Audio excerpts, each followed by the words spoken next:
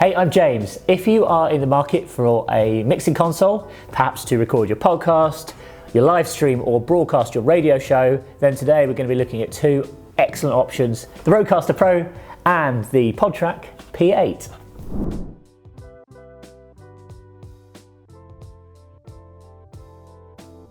So let's first of all look at the basics. Here on the Rodecaster Pro, we've got 4 mic channels, so we can have up to 4 microphones connected. On the Zoom PodTrak P8, we have 6 microphone channels, so obviously you can have up to 6 mics connected. They both have very, very similar form factors. You know, obviously everything's easily controllable via faders. They both have touchscreen LCDs, both have multiple headphone outs, so you can have 4 pairs of headphones connected to your Rodecaster, 6 pairs connected to your PodTrak P8. Both have monitor outs as well, so perhaps if you're using them in a separate room to what's been recorded, you can actually monitor what's going on through a pair of speakers, which is quite useful. And of course, then finally, we've got these hotkeys, which basically will be great if you're firing off background music or jingles or sound effects or whatever it might be. 8 buttons here and 9 buttons on here. Not a big difference. The Rodecaster and the PodTrak obviously have a little bit of a size difference. This just feels smaller and lighter. Like, I'd be more comfortable slinging this in a backpack and carrying it around with me, whereas this kind of just weighs a little bit more. I think in terms of build quality, you know, they're kind of the same. They're kind of not quite industrial level, but better than some sort of cheaper level consumers consoles. Things you need to watch from these is the faders. You know, especially if you're throwing them in a bag or whatever, these are kind of plastic. You can easily knock these off or damage them. So quite often it's a good idea to either wrap them with something soft like a jumper, or even just try and put them in their own little case within your bag. You know, perhaps just use a laptop case or something like that. But fundamentally, these are very, very similar devices. There are a few preferences why I would choose this one over this one.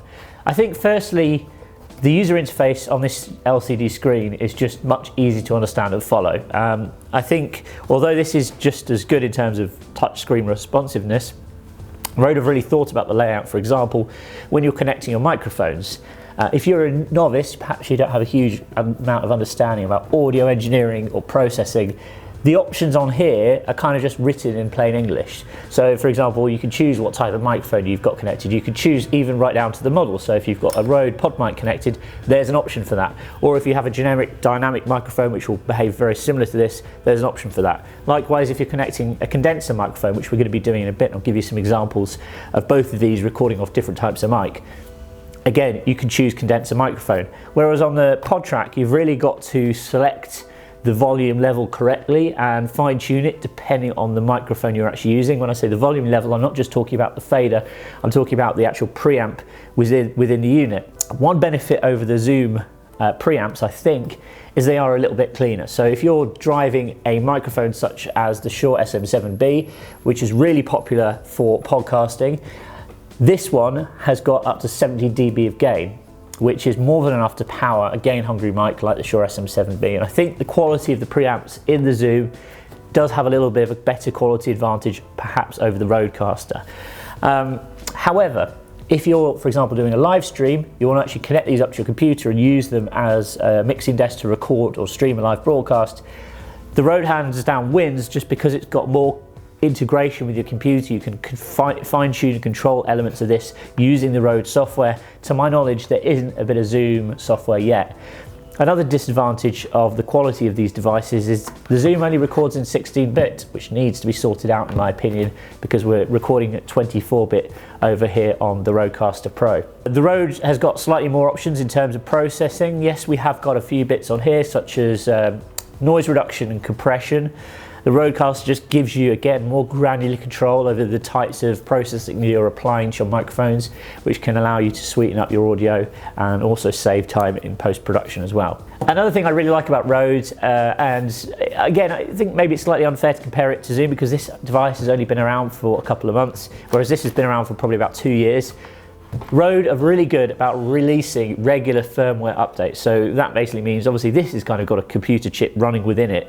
So the software that runs within this device is regularly updated, and Rode listen to their customers. So for example, the most recent update, which has just come out literally a few days ago, it's currently in beta, allows you to actually use this as a MIDI controller. which means that you can tie this to sort of a DAW, for example, like Logic or Pro Tools, and you can actually use these faders to control individual channels within your DAW, which is great perhaps if you've got a podcast studio style setup such as we have, and you want to have a producer at the end fading in and out different tracks. Again, it just gives you a little bit more flexibility. Both have got multi-channel recording directly to SD cards. Both run on low voltage power. The Zoom actually has batteries within it as well if you want to take it out on the move, which I think is great. Although I must admit, if I was recording a podcast with 6 channels, I'd be really, really wary of running this from batteries. I think Rode do provide an adapter so you can plug this into a USB power source. Presumably that means you can run it from a USB power bank. I don't actually know, I've not tested this, but I'm guessing it would probably work just fine. Or again, you could run it from another USB power source such as a computer or a laptop, which is great. But again, you can actually put batteries in this, take it away on the move. Another thing about Rode, we've got this nice channel here. If you press that button, it will start to flash. We've got Bluetooth connectivity built right into this. This can be used for multiple things. It could be used to pull in a source such as your laptop. You might have Skype running on that. It could be used to connect to a phone. You obviously can use WhatsApp or Facebook Messenger or whatever service you wish to make a call, or just plain old-fashioned telephone line, I guess. But again, you can connect your phone or your laptop directly to USB.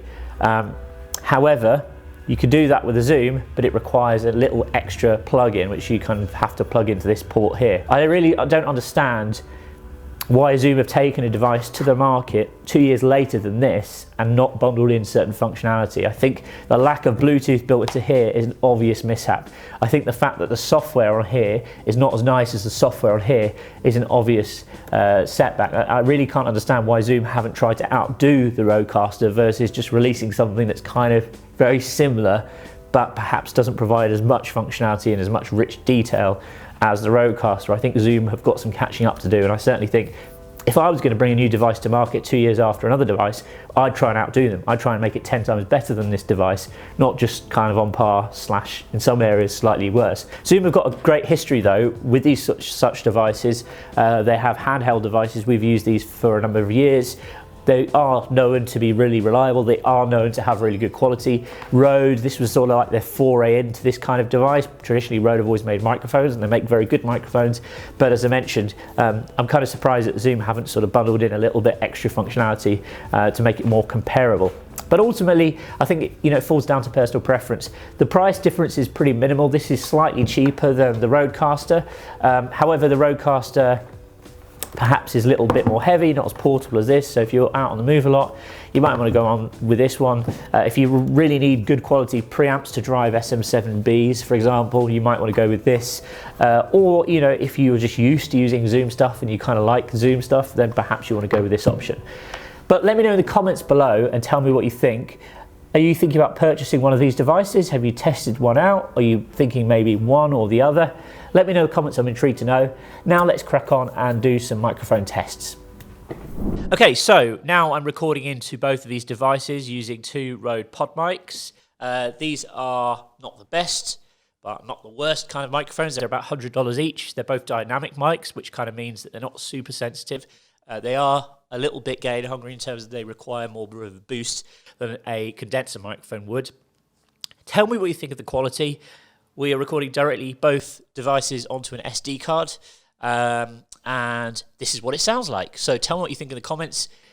Which one do you think sounds better? Do you think the Rodecaster sounds better, or do you think Zoom PodTrak P8 sounds better? Again, I've kind of left these in the default mode, so I've not tweaked the compression or anything too much. So now I'm recording using the Shure SM7B, which is probably the most popular podcasting microphone. Also used a lot of live streaming, broadcast applications, directly to the Zoom PodTrak P8. This is what it sounds like. Default, again, I've tweaked the gain just so it's appropriate for this mic, because as I mentioned before, very, very gain hungry. Let's switch over to the Rode and see how it sounds. Okay, so now we're connected up to the Rodecaster Pro. Again, same microphone, Shure SM7B. This is how it sounds. As I mentioned before, we've got this whacked up pretty high on the preamp because this microphone is pretty gain hungry. So now we have a really special microphone. This is the Neumann U87 costs a lot of money. It's around $3,000, and we normally use it to record high-end voiceovers in our studio behind me.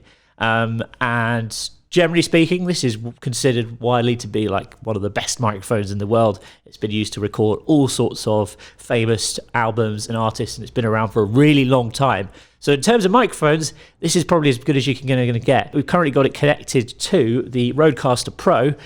Again, we're not in an ideal situation here. I'm kind of like in an echoey office, so probably doesn't do this a tremendous amount of justice. But this microphone sounds really crystal clear.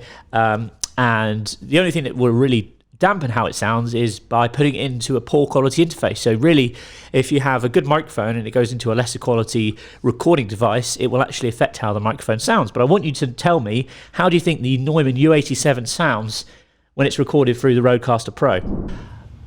Okay, and our final test for today is Neumann U87 routed through the Zoom PodTrak P8. Here's how it sounds. One of the things you need to know about using condenser mics in this is we have these little switches here. That's actually to enable and disable phantom power. It's not entirely obvious exactly what it does, but it does mention it in the Getting Started guide, so make sure you read that before you plug this thing in. But anyway, tell me what you think in the comments of our final test. Okay, so we just tested 3 microphones across 2 different devices, recording different quality microphones across both the Zoom PodTrak P8 and the Rodecaster Pro. I'm intrigued to know what you think about the sound quality. Do you have a particular favorite or preference of either devices or a specific combo of mic and device?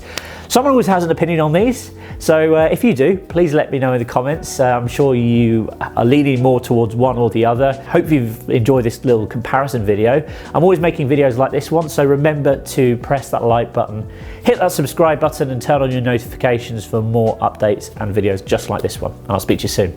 Bye for now. Hey, I'm James, founder of Radio.co. Before you go anywhere, I've got an interesting question for you. Do you know the difference between a radio station that launches and becomes very successful, gets lots of listeners and does very well, and a radio station that perhaps kind of doesn't launch very well and disappears within a few months, doesn't really get much attention? Well, I've put together a checklist which will illustrate to you in a very simple way the 5 key differences between radio stations that launch, do well, versus radio stations that launch and kind of disappear. You can download your free copy over at radio.co/checklist today. Find out exactly how you can make the most out of your radio station. That's radio.co/checklist. Go and grab your free copy. I'll see you there.